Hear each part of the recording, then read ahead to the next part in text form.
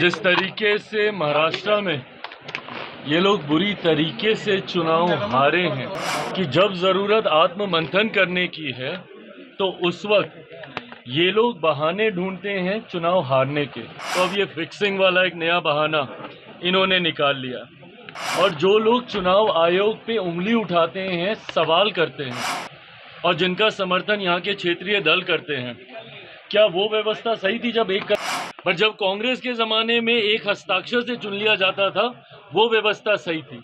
हम लोगों ने अलग अलग बिहार के क्षेत्रों में कुछ जिलों का समूह बनाकर हम लोग इस तरीके की बड़ी सभाएं आने वाले दिनों में 8-10 ऐसी बड़ी सभाएं अलग अलग आयोजित होगी। आज शाहबाद का क्षेत्र हम लोगों ने चुना है, जिसमें वहां के 3-4 जिले मिलाकर। नमस्कार, दर्श न्यूज देख रहे हैं आप और मैं हूं आपके साथ स्नेहा मनोज। देखिए, केंद्रीय मंत्री चिराग पासवान आज शाहबाद से चुनावी शंखनाद करने वाले हैं और ऐसे में इस बड़ी रैली के आयोजन से पहले चिराग पासवान का बड़ा बयान सामने आया है। आपको बता दें कि चिराग पासवान ने राहुल गांधी के बयान पर प्रतिक्रिया दी है। आपको बता दें कि राहुल गांधी ने बिहार चुनाव को लेकर बड़ा बयान दिया था। उन्होंने साफ तौर पर कहा था कि जिस तरीके से महाराष्ट्र के विधानसभा चुनाव में धांधली की गई थी, उसी आधार पर बिहार के चुनाव में भी मैच फिक्सिंग किया जाएगा। तो देखिए, चिराग पासवान ने अब राहुल गांधी के इस बयान पर पलटवार किया है।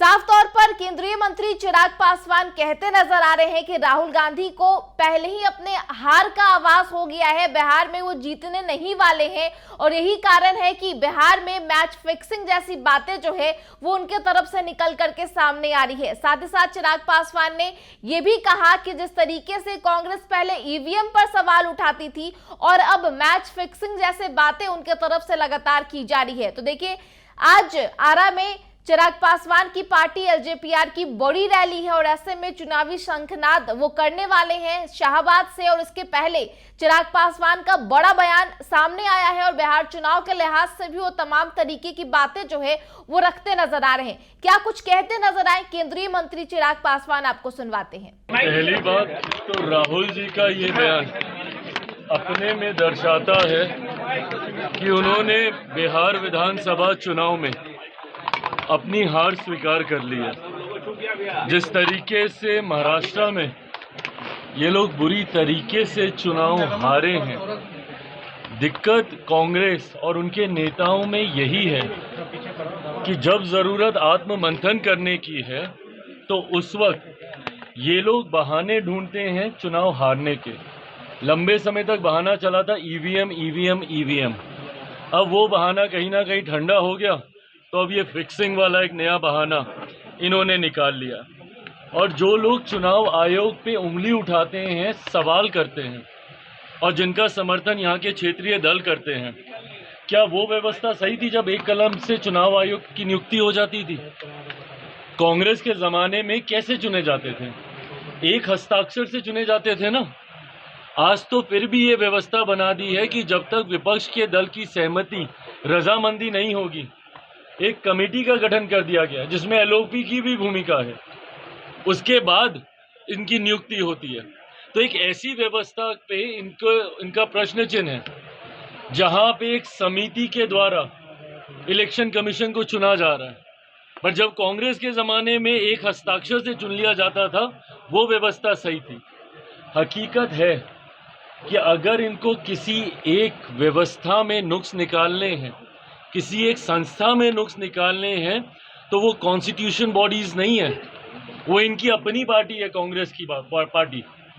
उसमें इनको नुक्स निकालने की जरूरत है, जो निकालते भी हैं। गाहे बगाहे अलग अलग राज्यों में जाके कभी जयचंद ढूंढते हैं अपनी ही पार्टी में, तो कभी अपनी ही पार्टी का विरोध करके आ जाते हैं। और सही कर रहे हैं वो, क्योंकि आत्ममंथन इनको करने की जरूरत है और आत्ममंथन नहीं करने की वजह से हर बार हार का ठीकरा, कभी चुनाव आयोग पे थोपना, कभी किसी फिक्सिंग पे थोपना, कभी ये बोलना कि भैया ईवीएम खराब है, ये अपने में दर्शाता है कि इन्होंने बिहार में भी हार मान ली है। परिणामों के बाद किया हार का ठीकरा पहले से ही किस पे फोड़ा जाए, उसकी भूमिका राहुल जी और इनके तमाम गठबंधन के दल बना रहे हैं। और बिहार के बाद आसाम, बंगाल, तमाम राज्य ये लोग हारने जा रहे हैं। Sir, India alliance CM face पे भी कांग्रेस ने कहा है, अभी आप शाहबाद के लिए निकल रहे हैं, तो क्या माने कि शाहबाद से ही आप चुनाव लड़ेंगे? क्योंकि काफी ज्यादा बयान भी आ रहे हैं कि चिराग यही सीट से चुनाव लड़ रहे हैं। चलिए, अगर ये प्रश्न आपके लिए इतना ही महत्वपूर्ण है तो मुझे उसी मंच से इसका जवाब देने दीजिए। महागठबंधन में दरार दिख रहा है। कांग्रेस ने कहा है कि तेजस्वी उनके कोऑर्डिनेशन के चेहरे हैं, लेकिन सीएम के फेस अभी तक तय नहीं हुआ है। अल्लाह, हाँ, तो ये इनके गठबंधन में ये हमेशा की परिस्थिति रही है भाई, हमेशा की परिस्थिति रही है। अपने सहयोगी के साथ भी रहेंगे, उनका साथ भी नहीं देंगे। महाराष्ट्र में जिस मैच फिक्सिंग की ये लोग बात कर रहे हैं, क्यों नहीं प्रोजेक्ट कर पाए थे वहाँ पे उद्धव जी के चेहरे को?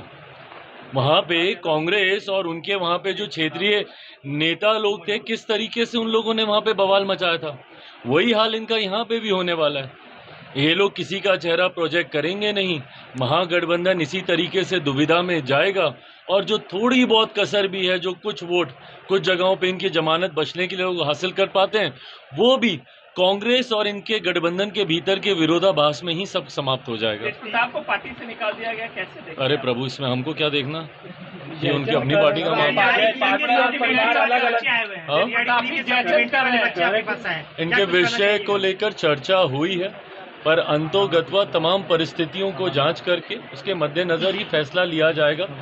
हमारी तरफ से उनकी मांगों को, उनकी बातों को सरकार तक रखा गया है, जिसपे अभी चर्चा चल रही है। उसको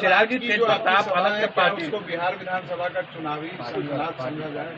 आज वाले कार्यक्रम को बिल्कुल समझिए, बिल्कुल उसको चुनावी शंखनाद ही समझा जाए। यहाँ से लोक जनशक्ति पार्टी रामविलास की विधिवत शुरुआत हो गई है और ये कार्यक्रम, इस तरीके के बड़े कार्यक्रम, ये छोटे किसी एक जिला या एक विधानसभा का ये कार्यक्रम नहीं है। हम लोगों ने अलग अलग बिहार के क्षेत्रों में कुछ जिलों का समूह बनाकर हम लोग इस तरीके की बड़ी सभाएं, आने वाले दिनों में 8-10 ऐसी बड़ी सभाएं अलग अलग आयोजित होगी। आज शाहबाद का क्षेत्र हम लोगों ने चुना है, जिसमें वहाँ के 3-4 जिले मिलाकर, आरा, बक्सर, आपका कैमूर, रोहतास, इन तमाम जिलों को मिलाकर, जिसका कुछ हिस्सा औरंगाबाद का भी उसमें हम लोगों ने जोड़ा है। बाकी जब गया वाला करेंगे तो बाकी 3 विधानसभा औरंगाबाद की हम लोग उस गया वाले क्षेत्र के कार्यक्रम में हम लोग जोड़ेंगे। तो ये कुछ जिलों का समूह बनाया गया है। इसमें 33 विधानसभाओं को आज वाले कार्यक्रम में हम लोगों ने जोड़ा है और यहाँ से विधिवत तरीके से लोक जनशक्ति पार्टी रामविलास एक विधिवत शुरुआत आगामी बिहार विधानसभा चुनाव की कर रही है। मन से आज मैं कई बातों को विधानसभा चुनाव के मद्देनज़र मैं रखूंगा भी, जिसमें मेरी पार्टी की नीति बिहार फर्स्ट, बिहारी फर्स्ट और गठबंधन को कैसे और मजबूत करते हुए हम लोग एक ऐतिहासिक जीत की ओर अग्रसर हों। इस बार छोटी जीत से हम लोग संतुष्ट नहीं होने वाले, वो तो हो ही रही है, पर इस बार लक्ष्य है कि ऑल टाइम हाई पर हम लोग जाएं, 225 से ज़्यादा एनडीए सीटें जीतकर इस बार सरकार बनाएं। इस लक्ष्य के साथ हम लोग बढ़ रहे हैं। आपको कितनी सीट चाहिए? प्रभु, ये मैं बता दूंगा कि मुझे कितनी सीट चाहिए, पर मैं ये गठबंधन के भीतर पहले बताऊंगा। और मैं आप लोगों के उस भ्रम को भी स्पष्ट कर दूं जो कुछ चैनल्स पे चल रहा है कि एनडीए में सीटों का बंटवारा हो गया। आप लोग अपने संतोष के लिए ज़रूर चला सकते हैं, पर वो आंकड़े गलत हैं और अभी ऐसी कोई चर्चा हुई ही नहीं है, ऐसी कोई चर्चा हुई ही नहीं है। ये तमाम बातें पहले गठबंधन के भीतर होंगी, जो भी होनी बाकी हैं, और उसके बाद ही इसकी सार्वजनिक चर्चा की जाएगी। तो देखिए, बिहार विधानसभा के चुनाव से पहले लगातार सीट शेयरिंग को लेकर के घमासान देखने को मिल रहा है। एक तरफ जहां एनडीए के घटक दल सीट शेयरिंग को लेकर के बात सामने आ रही है, तो दूसरी तरफ महागठबंधन में भी सीट शेयरिंग को लेकर के बवाल देखने को मिल रहा है। लेकिन केंद्रीय मंत्री चिराग पासवान ने साफ तौर पर कहते नजर आए कि फिलहाल एनडीए गठबंधन में सीट शेयरिंग को लेकर के कोई बातें स्पष्ट नहीं की गई है, लेकिन मीडिया में ये खबरें देखने को मिल रही है और उन्होंने साफ तौर पर कहा कि अभी फिलहाल सीट शेयरिंग को लेकर के कोई बातचीत नहीं हुई है।